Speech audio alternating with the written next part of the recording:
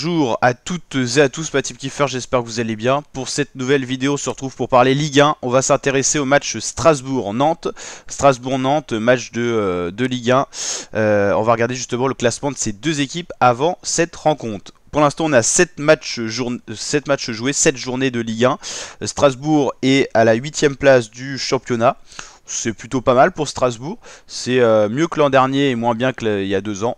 Nantes toujours en difficulté, un petit peu moins que la saison dernière, 13ème position. Ils sont pas dans la zone rouge, mais pourraient le devenir en cas de résultat défavorable face à l'équipe strasbourgeoise qui reste sur une différence de but de -2. C'est pas un bon signe quand on est 8ème comme ça.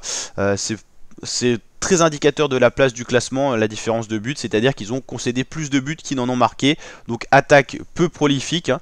C'est une des moins bonnes attaques du championnat, mais ils sont quand même 8ème, ça veut dire qu'ils prennent pas tant de buts que ça, mais voilà, c'est pas forcément une grosse équipe de cette année. Nantes, les Nantais sont en difficulté, mais ils sont quand même avec 8 points, ce qui leur permet d'être hors de la zone rouge, qui concerne Lorient, Clermont et Lyon, qui ont fait un début de saison catastrophique, on peut le dire. Donc voilà, Strasbourg pareil favori sur le papier, le match nul est probable, en tout cas plus probable que la victoire de Nantes d'après les derniers sondages qu'on a eu. On va aller sur Rue des joueurs pour aller justement sonder un petit peu les cotes, c'est toujours intéressant d'avoir les premières tendances avant une rencontre de football. Voilà, Strasbourg-Nantes, Strasbourg donné favori parce que je pense qu'il y a le domicile qui joue également. Strasbourg reste, ah non, c'était une courte performance 1-0 face à Lens, mais il y a une victoire 1-0 face à Metz, c'était un peu le derby. Il y a eu un 2-2 face à Montpellier, un 0-0 face à Elversberg, et il y avait une défaite de 0 face à Nice. Nantes reste sur une défaite lourde, 3-1 face à Rennes.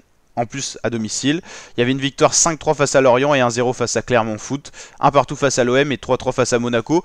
C'est des équipes qui arrivent quand même à tirer des résultats. Faire match nul face à l'OM, c'est plutôt pas mal. Match nul face à Monaco, c'est quand même plutôt un bon résultat.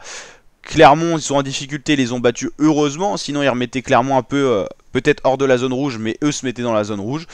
Strasbourg reste sur quand même beaucoup plus de contre-performance que Nantes, mais à voir ce que ça va donner sur ce match. Ils sont à domicile, les Strasbourgeois, ils voudront faire bien. 8ème du championnat, en cas de victoire, ils peuvent encore remonter, et ça c'est plutôt une bonne nouvelle pour Strasbourg. Nantes, faut absolument gagner ou aller prendre au moins un point pour s'éloigner toujours de cette zone rouge, qui est quand même à proximité. Ils sont à 2 points de la zone rouge, ils sont pas du tout tirés d'affaire, sachant qu'on n'est qu'à 7 matchs joués, on n'est même pas à un quart de la saison. Donc s'ils veulent pas se retrouver les Canaries comme l'an dernier dans la bataille finale de la zone rouge, il faut aller prendre un maximum de points et s'éloigner des équipes en difficulté qui sont en l'occurrence pour l'instant cette année Lens, Lorient, Clermont, Lyon. Voilà, après on va pas se mentir, Metz, Nantes sont pas non plus en très bonne posture. Marseille est surprenant et n'est pas en bonne posture non plus. Les Marseillais qui ont fait un très beau championnat l'an dernier avec Igor Tudor, ils ont encore changé d'entraîneur, peut-être une mauvaise idée. En tout cas cette année ils ont peut-être plus de bons joueurs, mais ça va quand même pas terrible pour l'équipe marseillaise qui a du mal à gagner cette année. Donc voilà pour cette présentation du match, j'espère que ça vous a plu. Si c'est le cas, n'hésitez pas à liker la vidéo avec le petit pouce bleu, le petit like des familles, à vous abonner, activer la cloche pour suivre la Ligue 1, la Ligue 2 et le classement national sur la chaîne YouTube. Et je vous dis donc à très bientôt ma team pour de prochaines vidéos.